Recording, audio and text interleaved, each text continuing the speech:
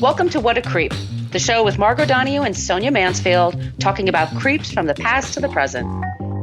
This is your quick guide to the biggest creeps, jerks, assholes, and losers, the best of the worst. From two nice ladies who want the world to be a little less creepy.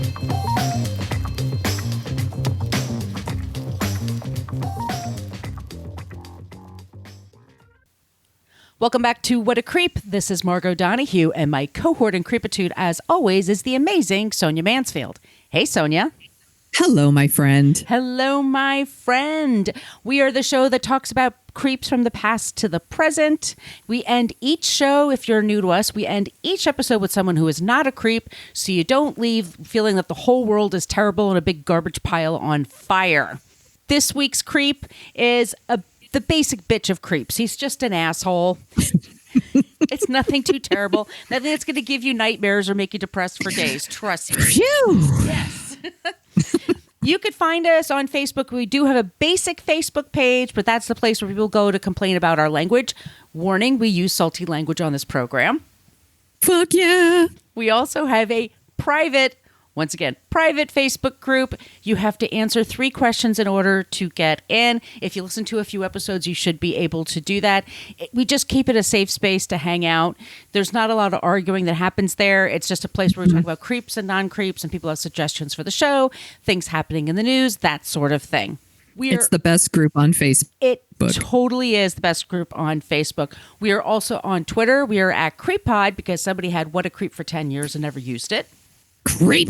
We're also on Instagram at What a Creep Podcast, and we want to say hi to Kiri at All Killa No Filla for giving us a shout out there. That always makes me just like extra happy when I see that. Yes, I love it. And we have a basic email, old-timey email, whatacreeppodcast@gmail.com. Feel free to send us comments, suggestions, ideas for creeps and non-creeps. Or if you would like some stickers, just send us your address via the email, and I will drop them in the mail for you. I have another batch going out this weekend, so please let us know when you do get them. Also, Sonia, do you want to tell them about the website? Yes, you can go to whatacreeppodcast.com, and it's everything you ever wanted to know about our podcast, but we're afraid to ask. We have links to almost all of our episodes, except for the ones that are behind the Patreon wall. We'll talk about that in a minute. And there is a link to our merch shop where you can get t-shirts and masks, which sadly are a thing we still need. You can get tote bags, whatever you need. You could put our face on it. Put our face on it. I'll buy that for $1. That's our RoboCop. We're talking about dorking out. We'll talk about that at the end of the show. Yes. We're constantly referring to things that's going to happen later. Just stick with us. As Sonia mentioned, we do have a Patreon page. We have the first 3 seasons of the show there. We also will send you a newsletter. I know we didn't send a newsletter for a couple of months because Sonia, busted her elbows. It's like hard to type that shit. Sorry about my broken bones, y'all. Sonia's dog, Max, who did it. Damn it, Max. So newsletters are coming. They will be coming at the first of every month. It is a thing I'm going to do. It is my New Year's resolution. I want to thank Sarah, Gerald, and Anne for joining us on Patreon. Also, we wanted to ask you all, if you do buy our merch, if you could send us pictures of you with your merch, we'll be able to include that in the newsletter. That would be pretty nifty. Also, I want to thank people who've been leaving us really great reviews on iTunes. The aforementioned Gerald, Willie, and Mullane. Thank you all so much for leaving us 5-star reviews. It really helps us counterbalance the 1- and 2-star assholes that just want to rain on our parade. But they'll never get to us. They're the worst. They are the worst. All right, Sonia. You know who's not the worst? Us. Who? No, we're the best. Here we go. We're going to talk about our first episode. We're going to talk about today's creep. Sonia. What do you know about Norman Mailer? That his name is Norman Mailer. Well, he is our creep today. He's been in the news quite a bit lately due to the fact that his son, John Buffalo Mailer, is partnering with Mailer biographer John Michael Lennon on a new trove of Mailer writings. And this is from it's the late writers' ideas on what would happen in American democracy, what it would look like in the future. He died in 2007 at the age of 84, and he lived a life as big as any. And we will get into all that today. Yet, Mailer's longtime publisher, Random House, said they will not be associated with this work. And so things were going around in the publishing community. Was he canceled? Because canceled. he was canceled. Because Sky... That's a thing. Not really. Let's be clear, you guys. Louis C.K. was just nominated multiple For awards Grammys. For Grammys. Yes. I mean, come on. Okay. Yes. But Skyhorse Publishing, which worked with Woody Allen last year to publish his biography, is working on this next work. Now, why is he considered cancelable so long after his death? Could it be because he was living his life out loud with his machismo and his boorishness? He'd been doing that for decades. What is so controversial about him? We will talk about Norman Mailer, why he is so controversial, why he is one of the creepiest of the writers and creators of the 20th century. And the trigger warnings are domestic violence and misogyny, and just a sprinkle of homophobia in there. Ooh. You're soaking in it. Okay. My sources are Norman Mailer's Wikipedia, of course, the documentary Norman Mailer, The American. I have a clip from the Dick Cavett Show 1971 where Norman Mailer brags about being a wife stabber to Gore Vidal and Janet Flanner. There's also the documentary recommended, by the way, by the people in our Facebook group, Town Bloody Hall. Also, the New York Times, Britannica, the New York Times Obituary, New York Magazine, and a cool little blog that I found called The Airship. Norman Kingsley Mailer was born January 31st, 1923 in Long Branch, New Jersey, the Jersey Shore. He was raised in Brooklyn, surrounded by loving women. His mother, Fanny, was a successful businesswoman. Her husband, Isaac, not as successful, but was a great dresser and liked women and was a bit of a drunk. Oh, cool. Both treated Norman like he was gifted and special. Norman also was always a highly sexual person and loved to openly joke about having sex with his mother while talking to her. He would tell her jokes like, "Mother dear, you were such a good lay the other night, weren't you?" And then she would choke, "Oh, please don't say that, Norman. You're such a scamp." He really That's did. Really, really gross. Yeah, Freud would have a field day with this. So they moved to Brooklyn. He's very, very smart. He is accepted into Harvard University at the age of 16. And Wow. he started writing when he was 18. He wrote his first short story and he took it to a publisher. It was published when he was 18, his very first story, and he won a national magazine contest with it. Damn. Yeah. He graduated in 1943 and married the first of his 6 wives.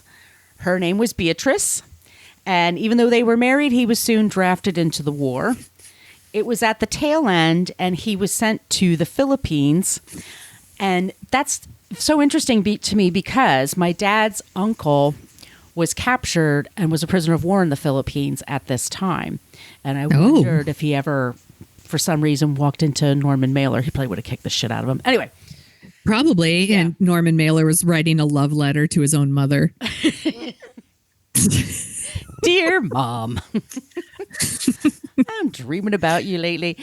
Norman was in a few war skirmishes. In addition, he was also a typist, and he was eventually promoted to sergeant.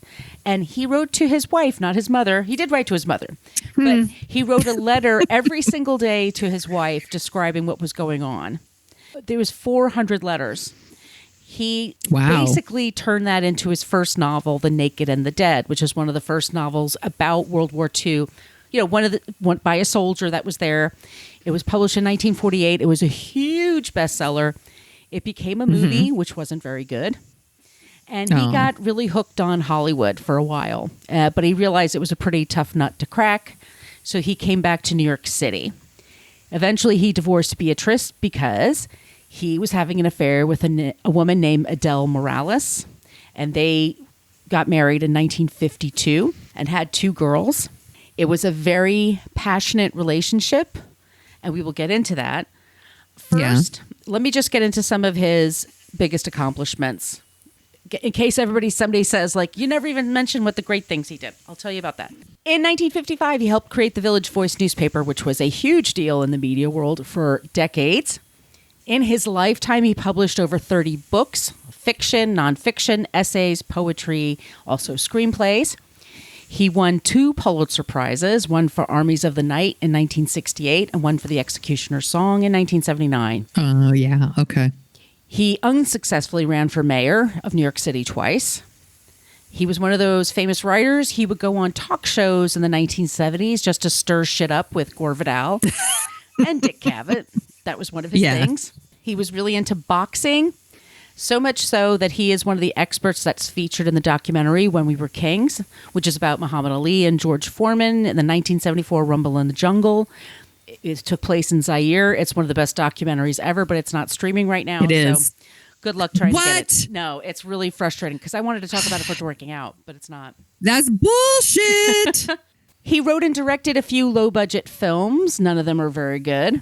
In 1987, he wrote and directed one of the worst films of all time called Tough Guys Don't Dance, and it stars Ryan O'Neal. Just go into YouTube, type in Ryan O'Neal, Tough Guys Don't Dance, and there's a scene where he just goes, oh, no. Oh, wow. Oh, God. What? Like, it's the worst. Whoa. Okay. Laughably bad. And I've never seen the show Gilmore Girls, but apparently he was on there. Oh, I did watch Gilmore Girls, but I don't remember. He slept with dozens of women and one of the loudest critics of the women's rights movement in the 1970s. He also liked to call himself the enemy of birth control. He was against women using it. Ew. Right. He had 10 That's kids. Yucky. How many of those kids are with his mother? Well, he's had 6 wives, so... Okay, got it. He had regrets about some specific behaviors that he admitted towards the end of his life. That's what I'm going to be talking about today. Mainly, it was the treatment of women, both romantically and intellectually, and his opposition to homosexuality. In the 1950s, around the time of the first wave of the Village Voice, ruling the hipster class in New York City, Norman was with Adele. They were married. And they often had threesomes to satisfy his sexual appetite.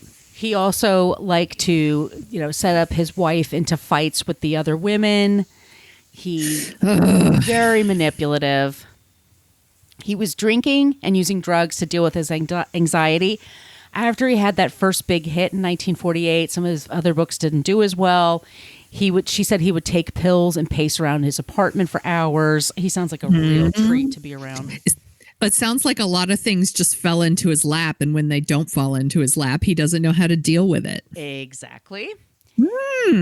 He would take pills, pace around the apartment, and he obsessed about things like his writing, sex, sexuality, jazz music, and the virility of black men. And his mother. Mamma mia. His initial contribution to the civil rights movement, to him, was to admire black men for their jazz music of the era. And this is where he got his idea of how virile black men are in bed. His 1957 essay, The White Negro, was about how... I don't even know what to say to that. Like, I'm just sitting here closing my eyes like, what? It's a story about how black men, it's an essay, it's an idea, it's a think piece, 9,000 words. He's tweaked out of his mind when he wrote it. He had to have been. That's me just saying that. But it's about how black men are so big and strong and have an unquenchable amount of energy just naturally that, of course, they will resort to stealing and violence to sustain themselves. Oh, brother. And he says that the white Negro is someone who can adapt some of that energy and enthusiasm, be so successful because the black man is held back in the society. If you just kind of steal some of their thunder, you'll be even more successful. This is at a time when there's urban flight is happening in big cities. Yes. And so black people, BIPOC people are being blamed for scaring white people out of the cities. Norman Mailer said he envied them for their virility, and he became obsessed with boxing and also just with violence in general. Black writers such as James Baldwin tried to explain to him that these are dangerous stereotypes, Yes. but Norman didn't listen. He also got to picking fights with people when he was drunk, and his friends didn't want to hang around him as much. Makes sense. Sounds like a drag. So here we go, 1960. Norman and Adele had a party at their home to announce his intention for running of mayor for New York City. Because why not? He has the ego the size of New York City. Right. They shared an apartment with their two daughters, young daughters, on the Upper West Side. And on the evening of November 16th, they invited over 200 people from all kinds of backgrounds to come to this party. He literally started just dragging people from the streets, just inviting them in. The atmosphere was tense. He was talking about what he would do for the city, how he would, make it better, why you should vote for him, like the blah, blah, blah. All of this, he is wearing a ruffled matador shirt. He was really into bullfighting too. So, like Seinfeld's puffy shirt? Yes. He's kind of wearing a puffy shirt. I don't want to wear a puffy shirt. I don't want to wear the pirate shirt. And you can picture this guy. He's got like red face because he's all drunk and hot and sweaty. And he's arguing with people. Ugh, these kind of parties are the worst. At one point, he separates the room into two sides, saying, these are the people that are with me, and these are the people that are against me. And at some point, he leaves the party to go outside to get in fight with people on the streets. How fun. Adele is trying to deal with this while they have two young daughters trying to sleep. He's making a fucking racket. When he returns at 4:30 in the morning, he and Adele have an argument. She may have taunted him about his mistress at the time coming to the party. You'd think. That kind of annoyed her. Yeah, it would annoy me too. He had a penknife. He used it usually to clean his nails, like obsessively. This time, though, what he did was he rushed at her with it. And he stabbed her twice. Once in the back, and then once in her breast. Just missing her heart. Jesus Christ. The last of the people at the party found them, and he was standing over her, and she's bleeding on the floor. And he said, don't help her. Let the bitch die. That is some terrible shit. Yes. So a couple of friends drag her out of there. She's bleeding. They somehow get her into a cab and get her to the hospital. She goes to the hospital, and it's like a shit show because there's paparazzi taking pictures. Yes. He was a famous writer. Her father worked as a newspaper typesetter, and he would set the front page. That was his job. Mm-hmm. He was setting up the typesetting saying Norman Mailer stabbed his wife. That's how her father found out his daughter was stabbed. And he didn't know if she was okay. That's scary. She goes to the hospital, and Norman visits, and he sneaks in through the back door, and he says to her, he doesn't beg for forgiveness. He begs her not to press charges against him. He's trying to run for mayor. He needs to make money so that they can take care of their daughters. If he's in the jail, nobody can take care of them. He tells her to tell the cops that she slipped on some glass. He told her to lie. And then before he left, he said to her, right now on the gurney, you've never looked more beautiful to me. Oh, fuck off. Yeah. What an asshole. He never apologized to her for this, by the way, in her lifetime. And he only expressed regret like a couple of years after she died. Also, he's trash. He was trash. And also people visiting her in the hospital were publishers and his agents and people like that. They also went in there to tell her, he's really important. You can't have him go to jail. No one will be able to take care of you. You're going to be alone. That is so sad. No one had her back. Messed up. Nobody had her back. That sucks. This is how the world was. The very next day, he was on TV bragging about Mike Wallace. He was on Mike Wallace's show, and he talked about how the knife was a symbol of manhood. Fuck you. He's So the cops arrest him because he's bragging now about it. Yeah. Now he's Norman the Impaler. Stormin' Norman, the wife stabber. He is sent to Bellevue Hospital for 17 days for observation. He was most upset about being seen as not mentally fit. Adele divorces him and refuses to press charges because she doesn't want her daughters affected by the consequences. He admits later that his friends mostly stood by him and that there was no real social blowback. Of course. He was not canceled. Nope. He would go on later to brag about it. Like I said before, he bragged about it on Dick Cavett show later. We put that clip in our Facebook group, but you can find it for yourselves. Their two daughters were told that the stabbing was an accident, but eventually they found out the truth. Right. In 1962, he published a book of poems called Deaths for the Ladies. And in it, he describes that using a knife on your partner, it shows that there's still some love left. So fucked up. It's such bullshit. All right, so that's... I did it because I love you. Yeah, exactly. Did it because I love you. If I didn't feel this way about you, I wouldn't have stabbed you. It's because I love you so much, because you bring so much to me. You turn me on so much. Yeah. Fucking asshole. All right, so let's head into the 70s, and where we have the second wave of feminism taking over the country. Guess how Norman's going to relate to it? He loves it. Super into it. So women's lib, that's kind of like how it's being talked about at the time. The descriptions of men being like male chauvinist pigs, or women burning their bras, which is not actually a thing that really happened very much. People love to say that expression, but it didn't really happen. I would love to burn some bras, actually. It's I'm into it. On the evening of April 30th, 1971, Norman was invited to chair a panel about women's liberation. Because, of course, and yes. it was at New York's Town Hall. And it's because he had written a book called The Prisoner of Sex, which advocates women are basically inferior to men in strength and in sexuality, so therefore they can never be any kind of equality. He admits that women are paid less than men, and that's not fair, but otherwise he really doesn't have any empathy. Right.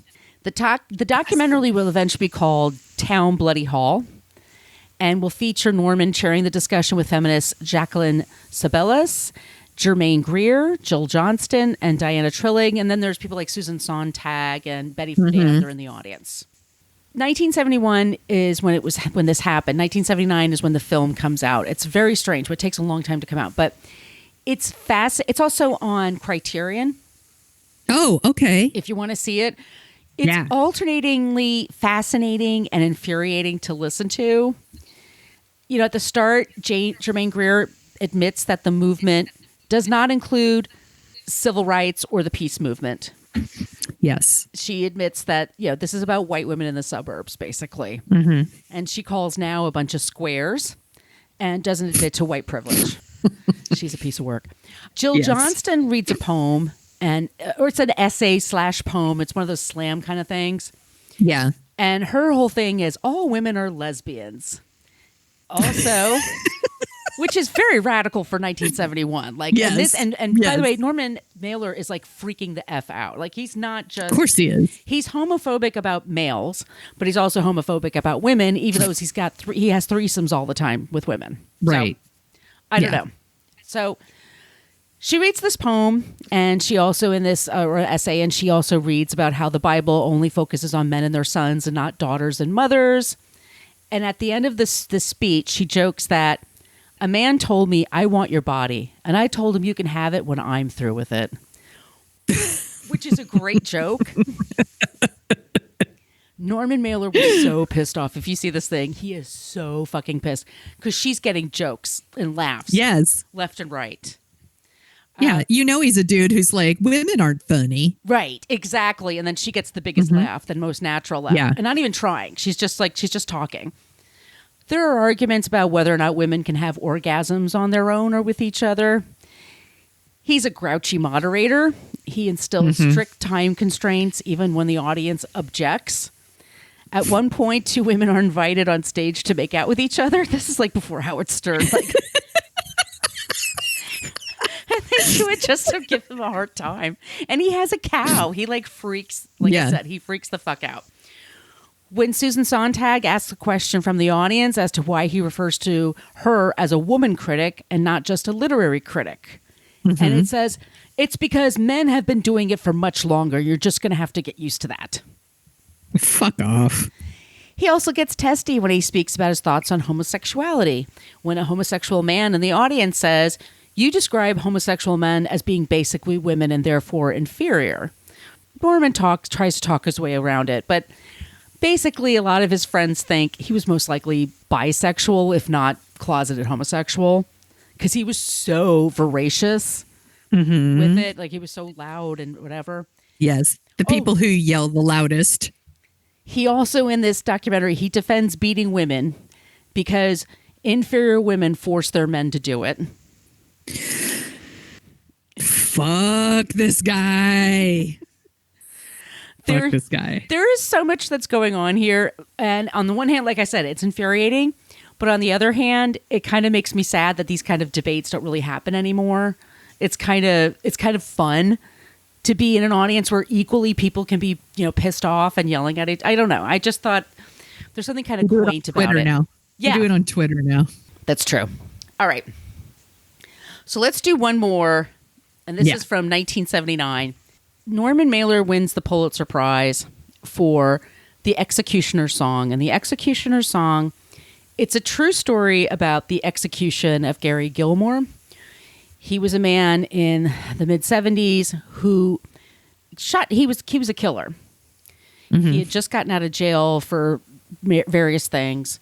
He killed 2 men in Utah, very young men, and it's really sad and terrible. Like, he fought to be executed right away. There hadn't been one in a few years. He demanded that the state do it right away. He didn't want to go through any kind of legal anything. And it made a lot of news at the time. Nowadays, that's no big deal at all. This happens a lot. Right. But back then, it was a big deal. And his brother, Michael Gilmore, wrote a book that I love called Shot in the Heart, which is much more about what the entire family had been through before Gary turned into Gary Gilmore. Norman Mailer doesn't really do that. I mean, it's a fine book, and it was made into a movie with like Tommy Lee Jones. I forget, Patricia Arquette. But after this movie comes out, a guy that's in prison, his name is Jack Abbott, and he writes to Gary Gilmore and says, I'm innocent of the crime I've been convicted of, and I've been reading your work, and let me just tell you about the conditions here at this prison that I'm at. And Norman Mailer just really takes behind this guy. He supports him and helps him publish a book called In the Belly of the Beast. It helps Abbott get released from prison. Once he's paroled, 6 weeks after his release, he stabs to death a 22-year-old man who's just working at a restaurant. Just kills somebody and has to go right back to jail.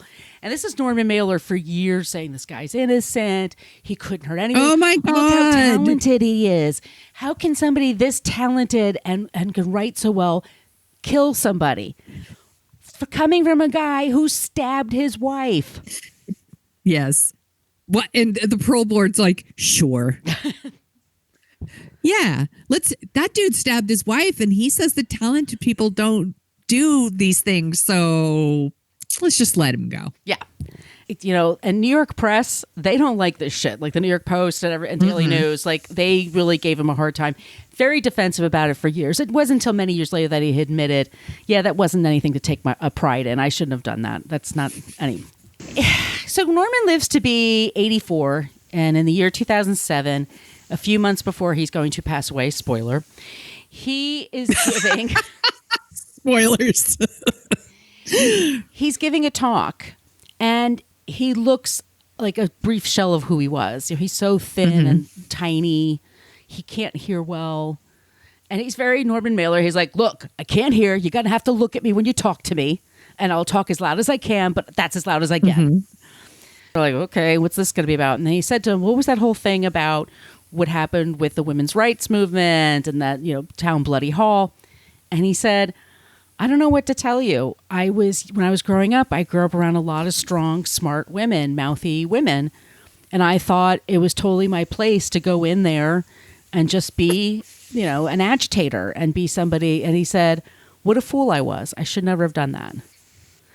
He kind of is thinking about himself in a more three-dimensional way and like the consequences of it.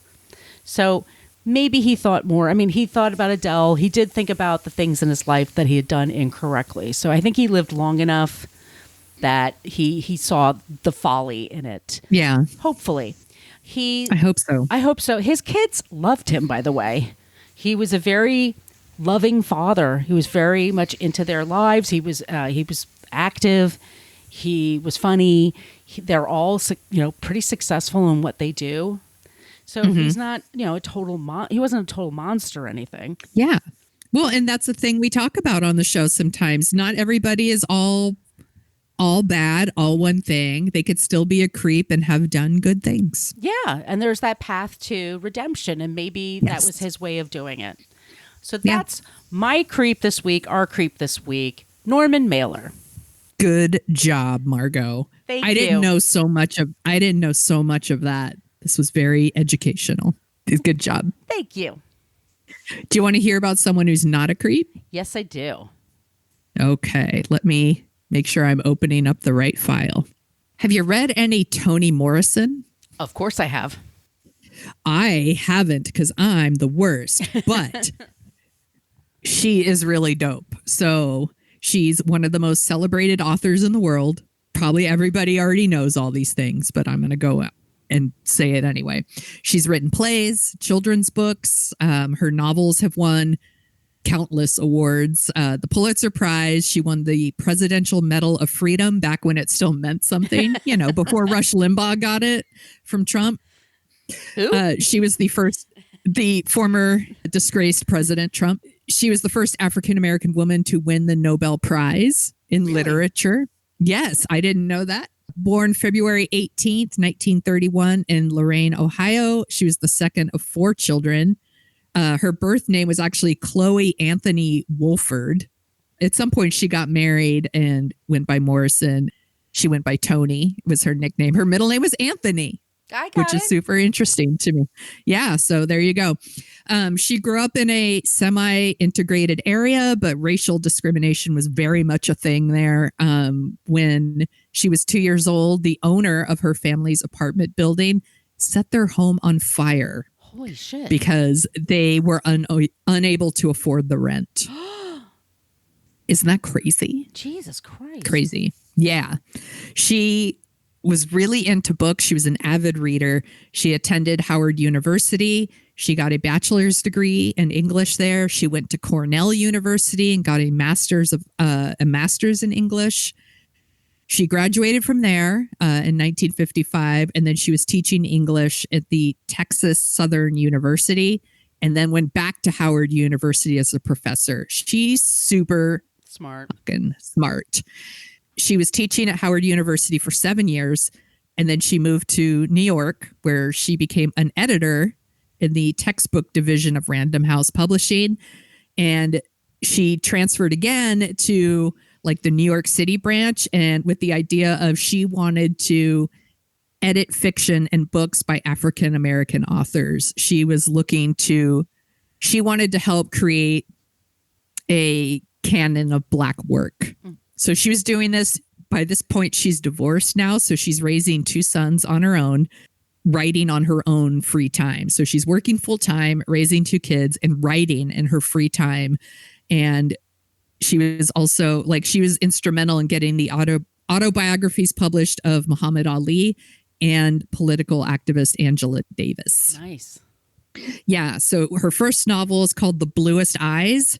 And she wrote it, and these are her stolen moments between her day job as the book editor and raising those boys. And I don't know how you do it. Wow. I don't know how someone does that. And at this point, she's 39 years old. Wow. She was 39 when her first book was published. 3 years later, she wrote another book called Sula. Yep. And you were telling me that book is amazing. So Yeah. I will be putting that one on my list, my notoriously long book list. And it won the National Book Award. And her third novel is 1977's Song of Solomon, and that received the National Book Critics Circle Award. Then in 87, she wrote Beloved, and I think everyone knows that one. It's a bestseller. It was huge. Like, it was like Oprah's book club, 25 weeks on the bestsellers list.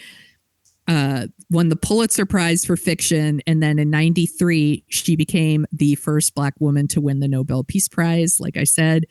One of the things I read about her a lot was that she placed African Americans, particularly women, at the heart of her writing, always.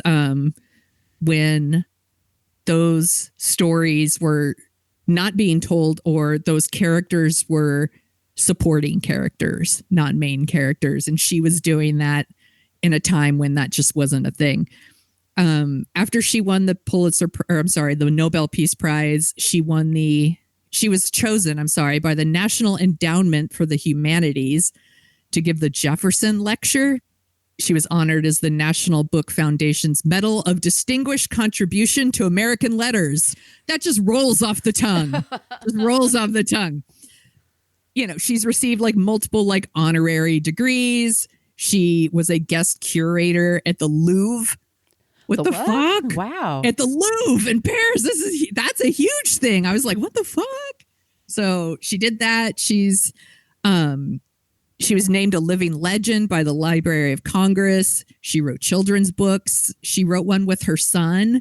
And her son died when he was 45 years old. Isn't that sad? Yeah. And then she published a book that they were working on together like 2 years after he died. And then, like I said, at one point she got the Presidential Medal of Freedom, and that was from Barack Obama. She died just a couple years ago, August 5th. Oh shit, what year? I didn't write the year. I am so sorry, but it was like 2 or 3 years ago. I'm real sorry. I think it was 2019. Alexa, when did Toni Morrison die? Yeah. Yes. There you go. She died August 5th, 2019. She was in the hospital in the Bronx. She was 88, and it was complications from pneumonia. But she, by all accounts, like an amazing woman. You could see her on television all the time. Just a really good person and a really, really talented person. I am going to add some of these books to my list. Yeah, Beloved's one of my favorites. The movie is Oprah Winfrey. It's she's one of the producers, and Jonathan Demme is the director. Yeah, it's interesting. It's upsetting. I mean, it's a sad story, and it's also mystical. There's mystical elements to it. It's really interesting. That's a good pick. Good job, Sonia. Yeah, thank you. I will definitely. I'm going to watch the movie. Maybe I'll read the book first, and then I'll watch the movie. I am legit going to read it. I put it on my app. Well, that's our show today. And if you like the sound of our voices, and if you made it this far, you do. We co-host a show called Dorking Out, where we like to dork out about movies. Right now, we have the movie RoboCop is out. Thank you. RoboCop is out. And then we are doing Singles. We have been getting so many requests for this, so it's going to be super fun. This movie was, the soundtrack was inescapable when we were younger, and I'm looking forward to this one. It's going to be really great. We have a whole lineup for Dorking Out, all pre-planned. We're ready. So thank you once again for listening to the show. Please follow us on social media with your ideas for creeps and non-creeps, because sometimes that's where we really struggle, is finding somebody just equally amazing as that person is equally shitty. It's that balance that we try to achieve. We love it when you use the Annie Potts GIF. We got one from Ghostbusters, or use anything you want. You could be clever. You know what to do. And Sonia, where can they find you? You can find me at thesoniashow.com and The Sonia Show on Twitter and Instagram and the TikTok, where I'm there to ruin it for the kids. Where can people find you, Margot? You can find me on social media at Brooklyn Fitchick, mostly for Twitter and Instagram. My site is brooklynfitchick.com, and my TikTok is at Margot Donahue. And we will be back next week with a new creep. So in the meantime, stay warm, stay safe, and don't be a creep.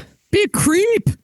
Thank you for listening to us talk about creeps. You can follow us at What a Creep Podcast on Facebook, Twitter, and Instagram. But don't follow us too closely. You can email us your creepy stories at whatacreeppodcast@gmail.com. But please keep your dick pics to yourself.